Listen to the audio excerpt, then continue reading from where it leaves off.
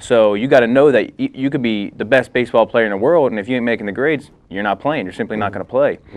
So, and then once that happens, I would say, just work as hard as you can. Make sure you're in the best shape possible, so that when the call does come, you know that when you're playing, you're doing as best as you possibly can do. And really, when you think of athlete, you think of his physical being, because he stubbed his toe or shoulder goes out. His career may be gone. How do you prepare for the future? Well, for the future, well, Yeah. that's how you can't play baseball. Absolutely. When you're my age, Right. I'm just 45. That's why you should know. And you're 45? Yeah. There you go. Awesome. Well, the best thing to do is that's why when you go to college and you do those things, like, you're there to play the sport, but you're a student athlete. So you're there to get, whether it's your 2-year degree at a junior college, or if you're in a 4-year, you're trying to get your degree. Like, I got signed my sophomore year in junior college, and I was 6 credits shy of getting my AA degree. So my plan is to, obviously, like you said, you never know when this game can be taken away from you. So my plan is, if something does go south, I know that, I go back and take some classes, I get my AA degree, and then whatever field I plan on going into for my career to start the rest of my life, I know that I have a good resume I can put together that people will be interested in. Good. Now, Guzman, tell me this. Physically, what would you advise a young person that's going into specifically baseball, but sports? I mean, you have the size and everything, but conditioning is the key. Tell us about it. Yeah, conditioning is the key, but very first thing that they gotta realize, if you're gonna pick any sport, if you really wanna pick, if you're a young guy, make sure you really like it.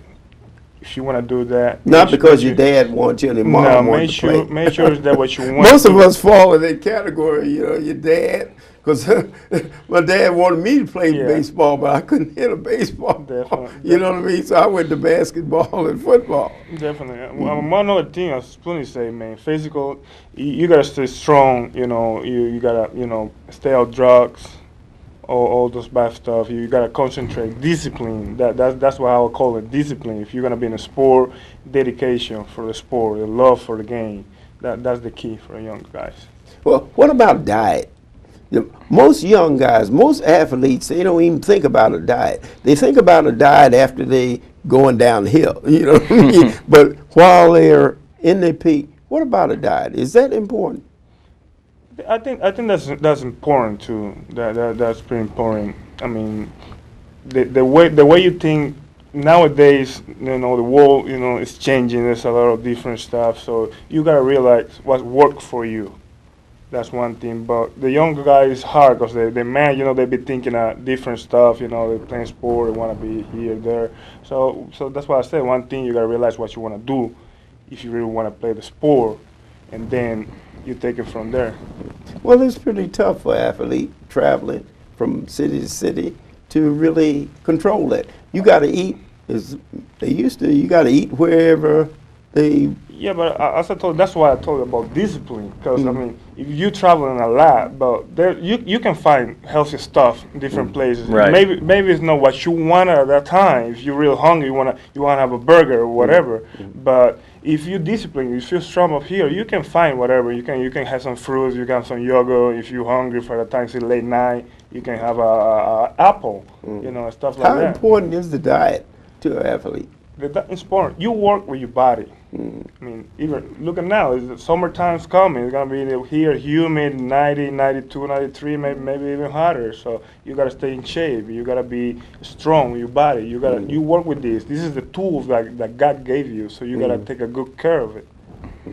Well, tell me this: how do you handle the fans, Boo? How do I handle the fans? Well, I mean, like they're from different cities, everything just. Well, they'll heckle you a lot, but at the same time, if you're in a different city, they still respect the game. Unless they're those guys that's their job is just to come there and heckle. And most fans are there to watch a good baseball game. So, I mean, it's like even when you see some of these movies, or you watch on TV, if Orioles pitcher is in Yankee Stadium and throws a perfect game, well, as bad as the Yankees fans don't like that, they still respect it and say, wow, he threw an unbelievable game. So they're still there to cheer the people on that are succeeding. So that's what it's all about. I mean, I treat the fans are great. They ask to sign autographs, I sign them. They're the reason you're here. So without them, you're not playing the sport. So to treat the fans bad is just, that's like the ultimate, most disrespectful thing you can do to Well, the some sport. athletes feel it, and others, although they wouldn't be where they are, if it wasn't for the fans, supporting them. They get into situations. Now, what do you think about this incident that happened with the no-hitter? The umpire called the man. You remember that? Well, me a obviously, comment. the umpire is very upset for what happened. Obviously, it's a bang play to him, so he doesn't know whether it's safe or out. So he calls the first thing that comes to mind, and then when he goes back and replays it, and he sees that he was safe, well, obviously that was devastating to him because now he just took a perfect game away from a guy who pitched his butt off to get that. So he apologizes, and then the pitcher, he understands how hard of a game this is to call as well as to pitch in.